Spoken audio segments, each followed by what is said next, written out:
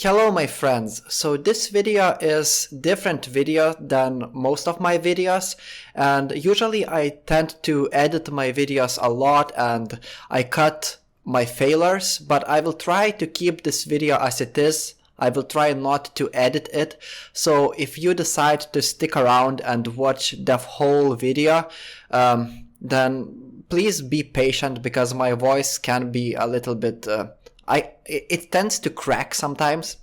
But in this video I want to talk about this dude that you see below me, this bald head man. He is Puppers, and he's one of the he's known among DBD players. He was a Dead by Daylight content creator, and he passed on the 2nd of June. He passed away because he had ALS, which is this disease.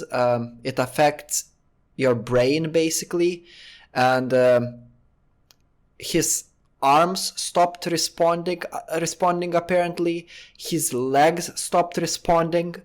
Then he lost his voice, and in the end it just killed him. It's a very terrible kind of a disease to have. It's almost like cancer, unpreventable. I don't want to talk much about it because I'm not a doctor or anything. That's how much I know about the disease. But I'm making this video because his death made me realize a lot of, it kind of encouraged me to think more philosophically about life, about the purpose of life. Honestly, I have never known Puppers personally. I did not talk to him, but I have never gotten an opportunity to talk to him. But I got a bit of a history with him, so I would be really glad to share it with you.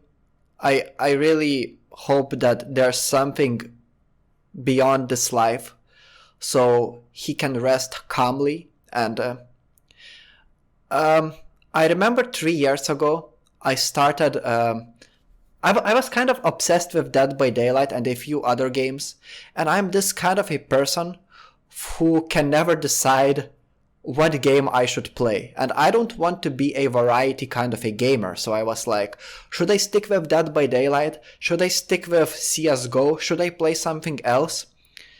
And I decided to watch what's popular on Twitch, so I found Dead by Daylight's Twitch category, and Puppers was there as, back in the day, he had a bunch of views on Twitch, and I just went there and I asked this dude, how many hours have you got in Dead by Daylight? And I remember he could talk properly. He told me that he has like 6,000 hours in the game. And I was like, whoa, this bald man is a no-lifer. He was very kind, actually. And I enjoyed watching his stream. I remember watching a bunch of Noob Trees content, and if you're a veteran of Dead by Daylight, then you definitely know who is Noob Tree. Back in the day, he was the most popular Dead by Daylight YouTube content creator, and now Otzdarwa has overtaken him because for some reason Noob3 just stopped posting videos altogether. Maybe he is just tired of Dead by Daylight, which I don't blame people who are tired of the game. Playing the same shit is kind of boring.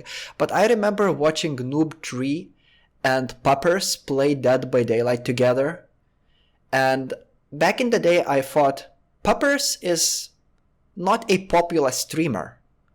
Puppers is just like a random streamer with like 500 views on Twitch on average, and he gets to play with the most popular Dead by Daylight content creator, Noob3.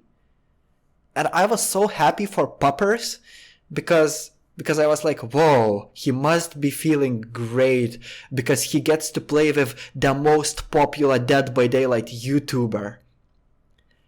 And I was watching his stream, and he seemed like a really, really professional player, actually. I'm not what is that word? Exterrogating? But whatever the fuck it means. But Puppers, he really knew how to play Dead by Daylight, and I'm glad that he was respected in Dead by Daylight's community. People really respected Puppers.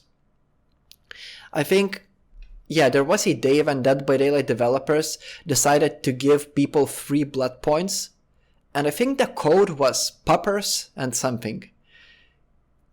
And I feel sad because it has to be very hard to live with ALS. His life was kind of shitty because of that disease. Imagine living with a condition where a person is slowly losing everything. I started watching him when he could control his arms, when he could talk properly.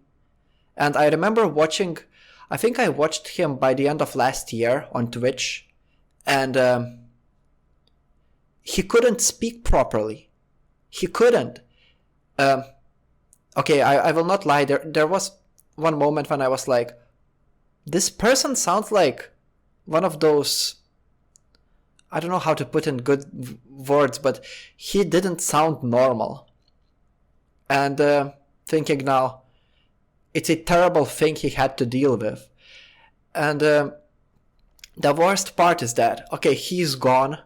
Some Dead by Daylight YouTubers will make videos about how great of a human being he was, which is justifiable because he was a great person. He actually entertained a lot of us, and his Twitch streams, whenever I joined them, they would be very enjoyable. I don't want to say that other Dead by Daylight content creators are shit, but for example, I don't really enjoy watching streams of Scott Jund. Even True Talent got boring. I don't remember Puppers ever being a boring content creator, even when he lost his ability to speak. And I see a lot of YouTube content creators making videos like rest in peace Puppers, etc., just like this video. And that's great. He deserves that. But what's after that? I mean, there are so many people who die. At least Puppers achieved a lot. At least he is known among Dead by Daylight players. But with time, his legacy is gonna die. And that kind of makes me question, what's the point of this life? And I'm not encouraging anyone to end their lives or anything like that. Don't get me wrong. In fact, I believe that it's time to make ourselves better, at least try to make ourselves better than all of these gentlemen that passed away before us. So if I'm a Dead by Daylight content creator, and so was Puppers, I can try to make my life as good as possible by trying to be an even more recognizable content creator than Puppers, for example. And it's not to trash him. In fact, I really, really respect him. But it's very sad when people die, and every time someone close to you passes away, it just kind of makes you question these philosophical things. And as I mentioned before, Puppers wasn't close to me. I have never gotten an opportunity to talk to him personally, but I joined his stream multiple times in my life. In fact, many times in my life. I have subscribed to his YouTube channel, watched some of his videos. They're very entertaining. And when he passed away, it kind of touched my heart. I am trying to control my emotions, and I'm not really crying these days because I'm just trying to be as manly as possible to increase my testosterone levels. But the passing of Puppers made me shed a tear or two. It really affected me. And yeah, right now you can see old gameplay of his. I don't want to make this to milk him for money or anything like that.